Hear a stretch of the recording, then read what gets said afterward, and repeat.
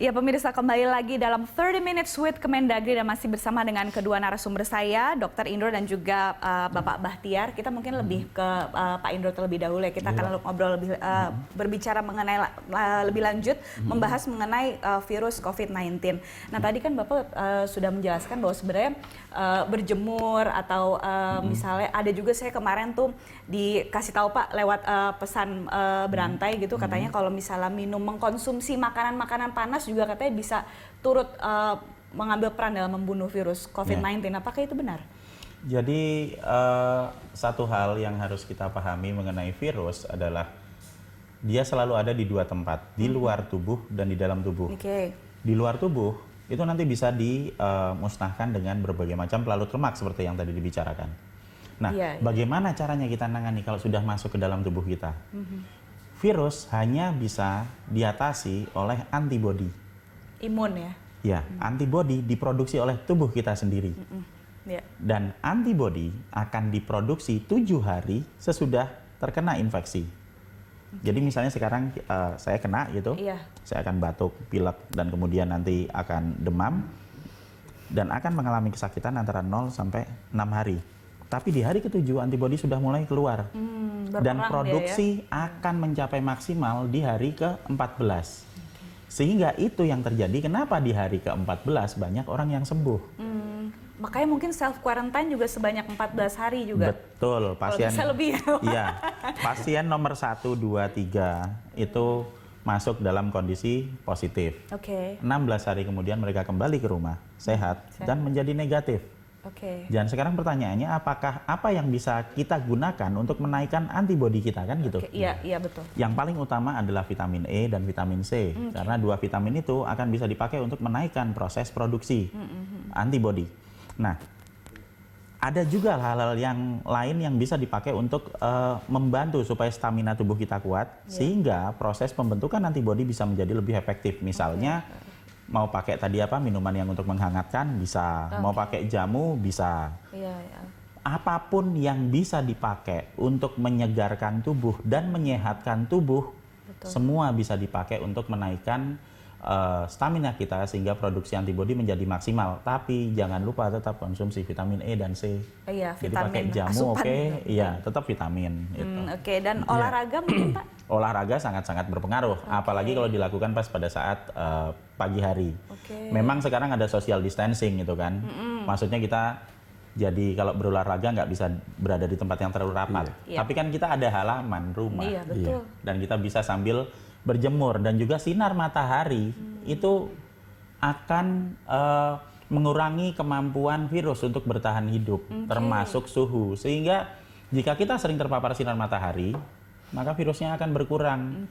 Rumah yang biasanya gelap, kalau bisa kita buka jendelanya, sinar matahari masuk, itu akan sangat membantu mengurangi paparan virus. Baik. Nah, untuk waktu berjemur sendiri Pak, di bawah sinar matahari itu paling bagus sebenarnya pukul berapa? Ultraviolet. Ultraviolet. Kalau yang biasa kita lakukan itu biasanya kita berolahraga kan di pagi hari. Jam 9, antara jam 9 sampai jam 10. Saya pikir itu waktu-waktu yang paling efektif untuk kita berolahraga. Apakah kita nggak bisa berolahraga di waktu siang? Ya bisa aja. Tapi nanti kepanasan banget gitu kan. Iya, pasti. Jadi paling bagus sebenarnya begitu ya Pak, pukul 9 sampai pukul 10 begitu. Baik. Dari Pak Bahtiar sendiri. Dari identifikasi yang disampaikan oleh beliau tadi, Dr. Indro, virus itu tempatnya 2, di dalam tubuh dan di luar. Maka dari sisi kebijakan publik penanganannya juga 2. Terhadap virus yang terbang-terbang yang di luar tubuh manusia ini, yang mungkin nempel di ruangan-ruangan kita segala macam. Nah, itu harus dimatikan. Matikannya apa? Dengan tadi alat-alat, terus bahan-bahan yang bisa mematikan dia. Gitu. Nah, termasuk mungkin bahan-bahan dari alam. Bahan-bahan alam dalam apakah yang empon, Pak. Kalau sekarang yang lagi terkenal istilahnya empon. Bahan-bahan dari alam mungkin ahli lainnya biologi mungkin bisa menjelaskan. Mungkin kan mungkin yang tidak punya sabun bagaimana? Ya kan, kalau di kampung tidak punya sabun, mesti ada bahan dari alam mungkin yang biasa selama ini bisa melarutkan lemak, itu mungkin bisa digunakan gitu. Nah, kalau misalnya di desa itu bagaimana Pak? Misalnya ada masyarakat yang belum mengenal sabun atau akses mereka untuk mendapatkan sabun misalnya sulit gitu, apa yang kira-kira bisa mereka lakukan? Kita meskipun ini kondisi khusus ya, di mana kita tidak punya sabun. Tapi untuk kondisi darurat, misalnya kita harus fokus ke struktur virus yang terdiri dari lemak. Apapun yang bisa dipakai untuk melarutkan lemak akan bisa dipakai. Misalnya apa?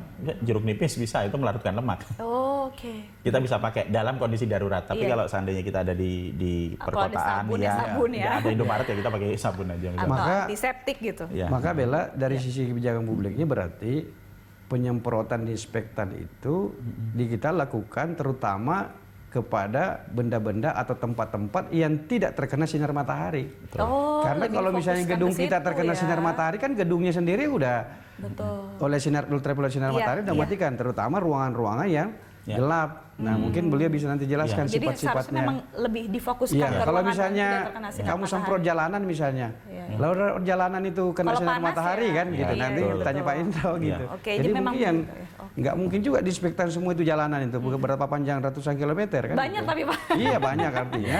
Makanya disitulah penting mengenalnya si virus ini adanya di mana dan dalam seperti apa. Kalau beliau penjelasannya bahwa memang dia sukanya tempat yang dingin, yang gelap, yang jorok, misalnya basah. Artinya kita fokus ke tempat-tempat dan benda-benda yang itu, yang misalnya yang sehari-hari kita pakai, mungkin alat makan, alat rumah tangga dan seterusnya, ruangan tempat tidur kita, atau ruang kerja kita gitu. Ya kalau dinding gedung kan udah kena sinar matahari itu. Iya betul. Jadi seharusnya virusnya bisa mati sendiri lebih tahu ya. itu ya gitu. Oke, baik. Oke, baik. Pak Bahtiar, Pak Indro, kita harus rehat dulu. Nanti kita akan lanjut lagi setelah yang satu ini ya. Baik pemirsa, 30 Minutes with Kemendagri akan kembali sesaat lagi setelah pesan-pesan berikut ini.